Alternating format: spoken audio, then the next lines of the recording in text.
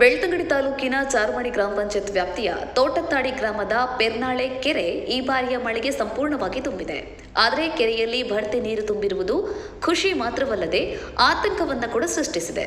ಕಾಡಿನ ಮಧ್ಯೆ ಸುಮಾರು 27 ಎಕರೆ ಪ್ರದೇಶದಲ್ಲಿ ಈ ಕೆರೆ ವ್ಯಾಪಿಸಿಕೊಂಡಿದ್ದು ಸುಮಾರು 300ಕ್ಕಿಂತ ಅಧಿಕ ಕುಟುಂಬಗಳಿಗೆ ಬೇಸಿಗೆಯ ಸಂದರ್ಭದಲ್ಲಿ ಈ ಕೆರೆ ಕೃಷಿಗೆ ಆಧಾರವಾಗಿದೆ. ಸದ್ಯ ಈ ಕೆರೆಯಲ್ಲಿ ಹೆಚ್ಚಿನ ಪ್ರಮಾಣದಲ್ಲಿ ನೀರು ತುಂಬಿದ್ದು ಇದನ್ನ ಹೀಗೆ ಬಿಟ್ಟರೆ ಕೆರೆ ದಂಡೆ ಒಡೆಯುವಂತಹ ಸಾಧ್ಯತೆ ಇದೆ.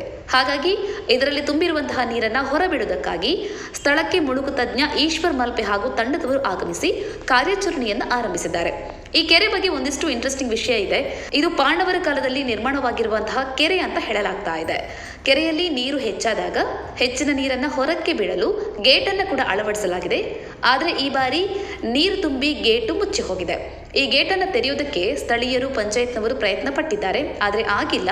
ಹೀಗಾಗಿ ಇವತ್ತು ಖ್ಯಾತ ಮುಳುಗು ತಜ್ಞರಾಗಿರುವಂತಹ ಈಶ್ವರ್ ಮಲ್ಪೆ ಹಾಗೂ ತಂಡದವರು ಇಲ್ಲಿಗೆ ಭೇಟಿ ನೀಡಿದ್ದಾರೆ. ಆ ಗೇಟನ್ನು ತೆರೆಯುವಂತಹ ಪ್ರಯತ್ನವನ್ನು ಮಾಡಿದ್ದಾರೆ. ಸದ್ಯ ಈಗ ಸ್ಥಳದಲ್ಲಿ ಬೆಳ್ತಂಗಡಿ ತಹಶೀಲ್ದಾರ್ ಪೃಥ್ವಿ ಸಾನಿಕಂ, ಕೆಪಿಸಿಸಿ ಪ್ರಧಾನ ಕಾರ್ಯದರ್ಶಿ ರಕ್ಷಿತ ಶಿವರಾಮ್ ಜೊತೆಗೆ ಗ್ರಾಮ ಪಂಚಾಯತ್ನ ಅಧಿಕಾರಿಗಳು, ಕಂದಾಯ ಇಲಾಖೆ ಅಧಿಕಾರಿಗಳು, ಅಗ್ನಿಶಾಮಕ ದಳದವರು, ಧರ್ಮಸ್ಥಳದ ಪೊಲೀಸರು ಹಾಗೆ ಜನಪ್ರತಿನಿಧಿಗಳು ಕೂಡ ಸ್ಥಳದಲ್ಲಿದ್ದಾರೆ. ಈ ಕೆರೆಯ ಗೇಟನ್ನ ತೆರೆದ್ರೆ ಅಲ್ಲೇ ಸಮೀಪದಲ್ಲಿರುವಂತಹ ಸಣ್ಣ ಸಣ್ಣ ತೊರೆಗಳ ಮೂಲಕ ನೀರು ಹರಿದು ಹೋಗುತ್ತೆ. ಇದರಿಂದ ಕೆರೆಯಲ್ಲಿ ನೀರಿನ ಮಟ್ಟ ಹಾಗೂ ನೀರಿನ ಒತ್ತಡ ಕಡಿಮೆಯಾಗುತ್ತೆ. ಒಂದು ವೇಳೆ ಗೇಟನ್ನು ಹಾಗೆ ಬಿಟ್ರೆ ಕೆರೆ ದಂಡೆ ಒಡೆಯುವಂತಹ ಸಾಧ್ಯತೆ ಇದೆ. ಇದರಿಂದ ಕರುನಾಳಿ ಪರಿಸರದ 30 ಕುಟುಂಬಗಳ ಸಮೇತ ನೆಲ್ಲಿಗುಡ್ಡೆ, ಕಂಚಾರಿಕಂಡ, ಬೇಂದ್ರಾಳ ಮೊದಲಾದ ಪ್ರದೇಶಗಳ ಜನರಿಗೆ ಅಪಾಯ ಉಂಟಾಗುವಂತಹ ಸಾಧ್ಯತೆ ಇದೆ. ಅಂದ್ರೆ ಕೆರೆಕಟ್ಟೆ ಏನಾದರೂ ಒಡೆದು ಹೋದ್ರೆ ಪ್ರವಾಹ ಸೃಷ್ಟಿಯಾಗುವಂತಹ ಆತಂಕ ಇದೆ. ಮೊದಲೇ ಕಳೆದ ಕೆಲ ದಿನಗಳಿಂದ ಮಳೆ ಬೇರೆ ಜಾಸ್ತಿ ಆಗ್ತಾ ಇದೆ. ಯಾವ ಕ್ಷಣದಲ್ಲಾದರೂ ಮಳೆ ಜೋರಾಗಿ ಸುರಿದು ಬಿಡಬಹುದು.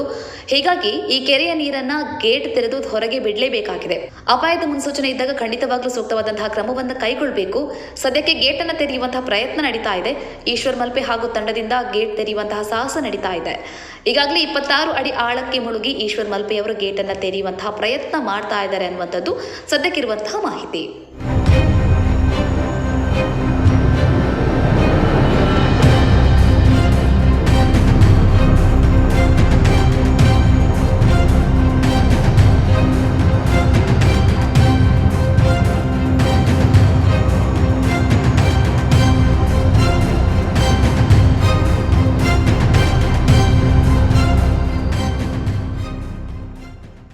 ಹೆಚ್ಚಿನ news ಅಪ್ಡೇಟ್ಗಾಗಿ Prajaprakash news YouTube channel ಅನ್ನು ಸಬ್ಸ್ಕ್ರೈಬ್ ಮಾಡಿ ಮತ್ತು ಬೆಲ್ ಬಟನ್ ಕ್ಲಿಕ್ ಮಾಡಿ.